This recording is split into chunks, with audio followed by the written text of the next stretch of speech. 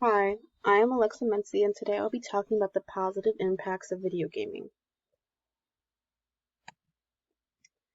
Don't you find it annoying when you were young or even now when your parents lecture you on how playing video games constantly is ruining your brain? When it comes to video gaming, there are many negative connotations surrounding it. It is disappointing that the positive sides are never praised in this industry. Many parents restrict their children from playing video games because of the misconceptions. The misconceptions surrounding playing video games is that it makes you more violent, makes someone become socially awkward or isolated, and lastly makes you less intelligent than your peers. These are just some of the misconceptions, even though the list can go on and on. Now let's get into the more positive aspects. There are improvements in cognitive behavior such as an increase in visual processes and attention. When playing video games such as a first-person shooter game, the player must always stay alert, as anything can pop up at any given moment. You must be alert and pay close attention to what is happening on the screen. This shows how video games can positively impact your cognitive behavior since you have to pay attention. When I play Call of Duty, I'm always at the edge of my seat waiting for my next victim.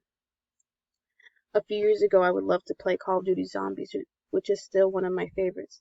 I liked how the zombies came running quick and sporadically towards the player, which could have increased my alertness abilities.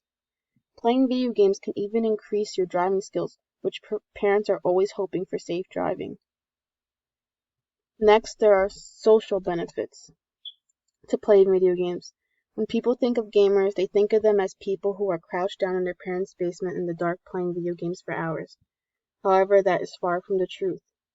Many video gamers are social as they interact with other gamers while playing. They are constantly playing together in teams to achieve their goal. In a study conducted by Columbia, they found that high video game usage was associated with a 1.75 times increase in the odds of high intellectual functioning.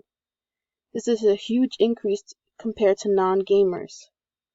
So, parents need to rethink if they allow their child to play video games, as it could be helping them rather than not. Thank you.